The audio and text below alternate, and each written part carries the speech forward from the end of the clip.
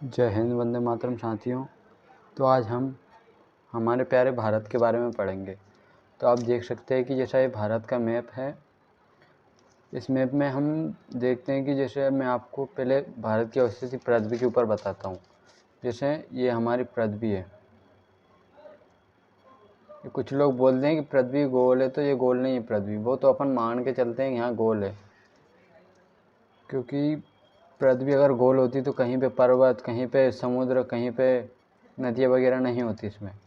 उसमें अगर हम देखें भारत की स्थिति, तो भारत जो है वो उत्तरी पूर्वी अक्षांश में बसा हुआ है। उत्तर पूर्वी अक्षांश में बसा हुआ है। और यदि आपका डाउट हो कि उत्तर पूर्वी अक्षांश क्या होता है, तो उत्तर पूर्वी अक्षांश के बारे में बता दूं कि जैसे कि ये हमने पृथ्वी को दो भागों में बांटा। हमने पृथ्वी पे काल्पनिक रेखा खींच रखी है। जैसे वैसे इसको 0 डिग्री मानते हैं अपन, इसको विषुवत रेखा या भूमध्य रेखा भी बोला जाता है, भूमध्य रेखा। तो ये हो गया अपना कौन सा, दक्षिणी ध्रुव। ये हो गया उत्तरी। अब इसमें से अगर अपन एक और लाइन खींचेंगे तो ये हो गया उत्तर पश्चिमी, और ये हो गया उत्तर पूर्वी, ये दक्षिण पूर्वी, और ये हो गया दक्षिण पश्चिमी। और जो हमारे भारत की स्थिति देखें तो यहाँ पे आ गई अपनी एक मकर रेखा, यहाँ पर आ गई एक कर्क रेखा। कर्क रेखा के बीच में हमारा जो देश है भारत, वो बसा हुआ है। ये यहाँ पे अपना देश भारत बसा हुआ है। ये ऐसे कर्क रेखा हमारे देश को बिल्कुल दो भागों में बिल्कुल सेम डिवाइड करती है। अब हम भारत को देखें तो इसमें देखो, ये हमारा प्यारा भारत देश है। इसमें जो हमारे पड़ोसी देशों की सीमा जो लगती है, उसमें सबसे पहले हम देखें तो जो 1947 में जो हमारे देश भारत आज़ाद होकर जो दो भागों में बटा, उसमें ये पाकिस्तान, पाक। उसके ऊपर देखें तो ये तीसरी सीमा जो है लद्दाख की सीमा अफगानिस्तान के साथ टच होती है। ये अफगान हो गया हमारा। और यहाँ पर देखें तो यहाँ से जो ये दूसरा देश, ये आ गया नेपाल। ये नेपाल देश है। और यदि यहाँ पे हम देखें तो ये चीन, और चीन के बाद में ये इतना सा टापू बसा हुआ है, ये है भूटान। इसकी राजधानी थिम्पू है। नेपाल की राजधानी काठमांडू, और चीन की राजधानी बीजिंग सिटी। पाकिस्तान की आप सबको पता ही होगा जैसा कि इस्लामाबाद है। और इधर ये आ गया हमारा श्रीलंका। श्रीलंका की राजधानी है श्रीजयवर्धनेपुरम। श्रीजयवर्धन, ये वर्धन है पूरा। उसमें हमारे यहाँ अगर पास में देखें, यहाँ पे हमारा म्यांमार बसा हुआ है।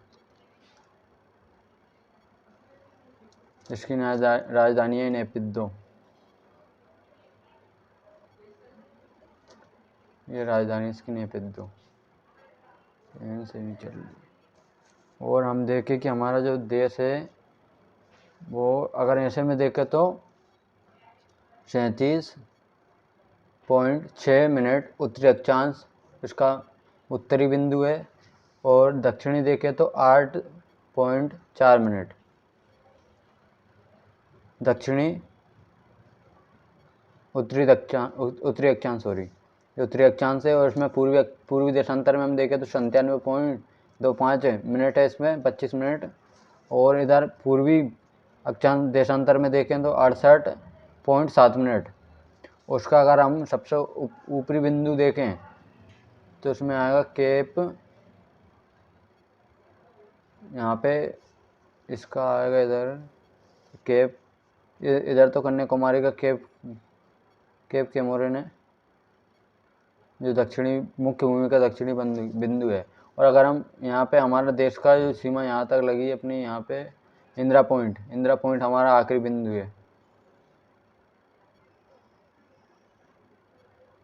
ये इंदिरा पॉइंट। और यहाँ पे देखे तो यहाँ पे आएगा हमारा इंदिरा कॉल।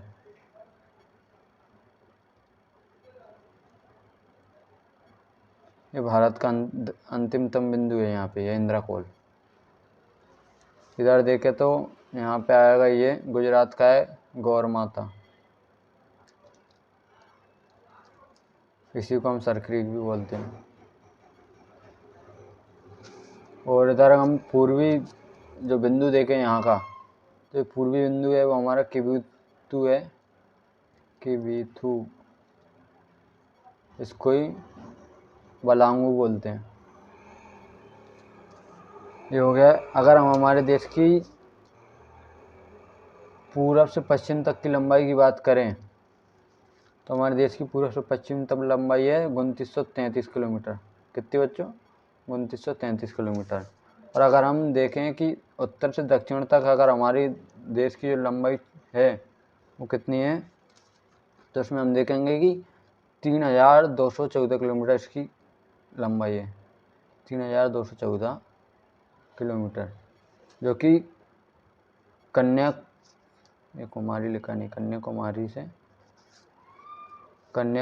से इंदिरा कॉल, जो कि भारत का अंतिमतम बिंदु है, यहाँ कन्याकुमारी से इंदिरा कॉल तक। और इसमें देखें तो एक किबीथू से गौर माता सर क्रीक तक ये इसकी लंबाई है हमारे देश की। इसका आकार हम देखें तो चतुष्कोणीय है इसका आकार। इसका आकार, हमारे देश का आकार चतुष्कोणीय है। देखो जैसे कि हम यहाँ से मिलाएं, ये एक कोण ये बन गया और ये बना दूसरा कोण, ये थोड़ी सीधी हो गई है ये, और ये तो चतुष्कोणीय 1 2 3 4, तो हमारे यहाँ पे 4 कोण बन गए। तो हमारा देश का मैप कैसा बन गया? चतुष्कोणीय। ये इस आकार के बात ही, जैसे अपन ने सिंधु सभ्यता के देखा, सिंधु सभ्यता का भी कुछ इसी बात का आकार था, चतुष्कोणीय।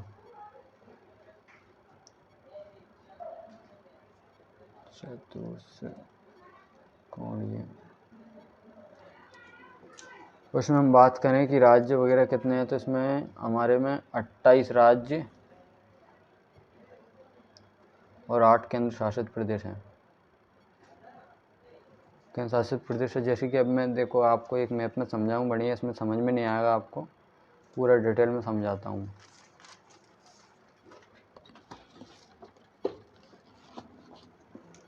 जैसे कि ये देखो, ये हमारा बना हुआ है पहले का, ये मेरा नोट्स है, उसमें से मैं आपको बता रहा हूँ। ये मैंने अभी तैयार किया था थोड़ी देर पहले।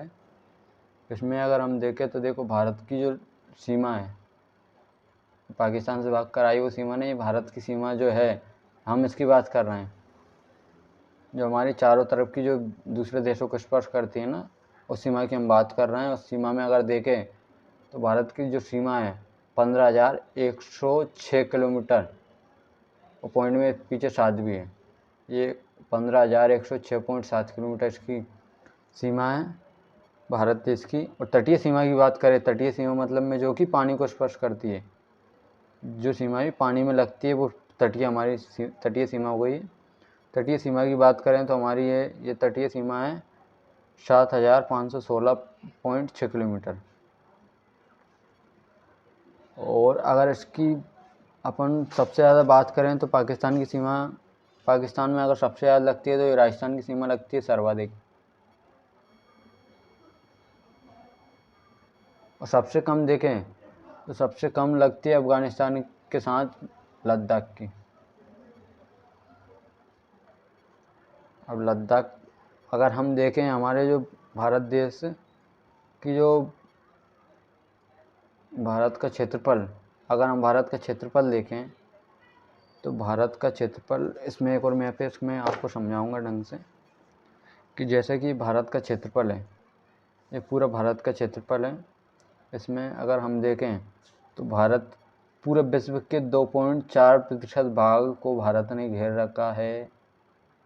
जी हाँ, 2.4% क्षेत्रफल को घेर रखा है भारत ने। उसमें अगर हम जनसंख्या की बात करें और क्षेत्रफल अगर हम आपको डिजिट में बताएं तो उसका आएगा 32 37,263 32,87,263 किलोमीटर भारत का कुल क्षेत्रफल है। और अगर हम इसकी जनसंख्या की बात करें तो पूरे विश्व की 17.5% जनसंख्या जो है भारत में निवास करती है। और भारत की जनसंख्या अगर हम देखें तो 2011 की जनगणना के अनुसार भारत की जनसंख्या है 1,21,05,59,000। और इसके बाद कुछ याद नहीं आ रहा है, मतलब में 500 के समथिंग है, 500 मानो, हाँ 500-600 के बीच में ही है। इसकी जनसंख्या है 1,21,05,59,500। अब देखो, अब क्षेत्रफल कितना सा है और विश्व की जनसंख्या 17.5% निवास कर रही है। उसमें हम देखें तो क्षेत्रफल सबसे अधिक जो है वो हमारे यहाँ पे चीन के ऊपर या मंगोलिया है, ये इधर। और मंगोलिया के ऊपर जो रूस बसा है, रूस ने सबसे ज़्यादा क्षेत्रफल घेर रखा है पूरे विश्व का। और सर्वाधिक पीने योग्य पानी भी जो मिलेगा रूस में है हमारे। और इसके बाद हम बात करें तो अब ये लद्दाख जो है, ये केंद्र शासित प्रदेश, जम्मू कश्मीर, इसका पूर्ण राज्य घोषित कर दिया है, जो कि 2019 में नरेंद्र मोदी जी के शासनकाल में 370 हटा किया गया था। एक हिमाचल प्रदेश, इसकी राजधानी है शिमला। उत्तराखंड की राजधानी देहरादून।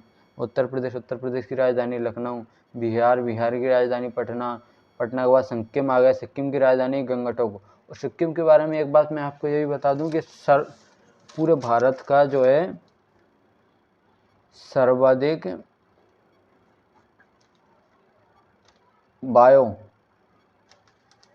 जिसको अपन जैविक बोलते हैं ना, जैविक खादों और उर्वरकों का प्रयोग करने वाला सबसे बड़ा राज्य बन चुका है सिक्किम अभी वर्तमान की स्थिति में। और सिक्किम की राजधानी जो है गंगटोक है। गंगटोक के बाद ये आ गया अरुणाचल प्रदेश की ईटानगर है। असम की देखें तो असम के दिसपुर। मेघालय की देखें तो मेघालय की शिलोंग। त्रिपुरा की अगरतला। मिजोरम के आइजोल। और नागालैंड की कोहिम। और उसके बाद देखा है पश्चिम बंगाल की है कोलकाता। झारखंड के हमारे रांची के बाद ये हमारा उड़ीसा है, जिसमें लिखा था नहीं। उड़ीसा की राजधानी भुवनेश्वर। छत्तीसगढ़ आ गया, छत्तीसगढ़ की राजधानी रायपुर। महाराष्ट्र की राजधानी जो यहाँ पे मुंबई है। ये हमारा मध्य प्रदेश की राजधानी भोपाल। गुजरात की राजधानी है गांधीनगर। और कर्नाटक की राजधानी देखा जाए तो बेंगलुरु। तेलंगाना की जो है हैदराबाद है। और जो आंध्र प्रदेश की है, जो बहुत से बच्चे अभी भ्रम में रहते हैं कि आंध्र प्रदेश की भी हैदराबाद है, तो हैदराबाद अब राजधानी नहीं रही इसकी राजधानी विशाखापट्टनम को बना दिया गया है। यहाँ पे जो विशाखापट्टनम इसकी आंध्र प्रदेश की नई राजधानी बन चुकी है। पहले ये दोनों एक थे, क्योंकि इसमें हुआ क्या कि जैसे कि तेलंगाना है, यहाँ पे खनिजों की अत्यधिक जो भी अपन देखे हैं कि अत्यधिक यहाँ पे खनिज पाए जाते हैं। ये खनिज जो है यहाँ के विशाखापट्टनम है, इधर मछलीपट्टनम है, जो 3-4 बड़े शहर थे, वो पूरे तेलंगाना का खनिज निकाल के इधर ले जाके इनका डेवलपमेंट कर रहे थे। तेलंगाना का जो इतना क्षेत्र बचा था वो मतलब विकसित भी नहीं था, ना विकासशील था, और ये अर्ध विकसित अर्थव्यवस्था में चल रहा था इसका काम। और इधर सबसे छोटा राज्य देखें तो गोवा, पूरे भारत का सबसे छोटा राज्य है गोवा। और क्षेत्रफल में देखें सबसे बड़ा राज्य राजस्थान के बाद मध्य प्रदेश तीसरे पे आता है महाराष्ट्र। और सबसे छोटा देखें तो गोवा क्षेत्रफल में केरल है। केरल की राजधानी तिरुवनंतपुरम है। ये तमिलनाडु की राजधानी यहाँ पे चेन्नई है। तो ये हमारा भारत आपने देखा। और अब ये देखते हैं कि हमारा जो टाइम डिसाइड होता है, इसमें टाइम देखते हैं अपन कि जो टाइम डिसाइड होता है यहाँ पे एक भारत की जो अपन ने पूर्वी और देशांतर रेखाएं देखी। पूर्वी देशांतर रेखाएं मतलब 68, और 68 मानो मतलब पीछे का छोड़ो आप, तो पीछे का छोड़ने के बाद इधर देखिए 68 और इधर देखिए 97। तो इन दोनों के जो बीच का इनने लाइन निकाली, उससे हमारा जो विश्व की जो समय रेखा है, विश्व के जो बीच में खिंची हुई है, उससे हमारा समय मिला है। तो बीच में बिल्कुल पूरे भारत के बीच में खींच रखा है, आधा भारत इधर आधा भारत इधर। तो इसमें भारत की ये IST Indian standard time line खींची गई। इसको हिंदी में भारतीय मानक समय रेखा बोला जाता है। ये 82.5 डिग्री पर ये लाइन खींची हुई है, जो कि उत्तर प्रदेश के सिंगरौली, उत्तर प्रदेश के सॉरी यहाँ पे इसका नाम याद नहीं आ रहा उत्तर प्रदेश का, लेकिन जो मध्य प्रदेश का है वो सिंगरौली, सॉरी यहाँ का नैनी है। उत्तर प्रदेश का नैनी, यहाँ पे एक जेल भी है नैनी में, बहुत बड़ी जेल है, उत्तर प्रदेश की बहुत बड़ी जेल मानी जाती है। और मध्य प्रदेश के सिंगरौली, मतलब 1-2 मध्य प्रदेश को टच हो गई, 2, एक छत्तीसगढ़ 3, उड़ीसा 4, और ये आगे आंध्र प्रदेश 5। ये 5 राज्यों से होकर ये लाइन गुजरी है, भारतीय मानक समय रेखा। और मैं आपको बता दूं कि गुजरात का जो यहाँ पे अपन ने देखा था ना सर क्रीक, जो गौर माता बिंदु है, और यहाँ पे अपन ने अरुणाचल प्रदेश में देखा था किबीतू। तो इन दोनों के बीच में मैं बता दूं आपको 2 घंटे का समय का अंतर रहता है। कितने का? 2 घंटे का। यदि यहाँ पे 6 बजे हैं तो यहाँ पे बजेंगे 8, सॉरी यहाँ पे 8 बजे हैं तो यहाँ पे 6 बजेंगे। 2 घंटे का अंतर रहता है बीच में। और इसमें अगर हम देखें, जैसे कि यहाँ पे लिखा भी हुआ है, मैंने लिख लिया तो पहले मैंने कहा मैं भूल न जाऊँ, तो 2 घंटे गुजरात और अरुणाचल प्रदेश के बीच 2 घंटे का समय अंतराल है। मतलब दोनों के बीच 2 घंटे का समय का अंतर है। मतलब यहाँ पे अगर 10 बज रहे हैं तो यहाँ पे 8 बजेंगे, यहाँ पे 2 बज रहे हैं तो यहाँ पे 12 बजेंगे, और यहाँ पे 4 बज रहे हैं तो यहाँ पे 2 बजेंगे, ऐसा यहाँ पे होता है। और अगर हम देखें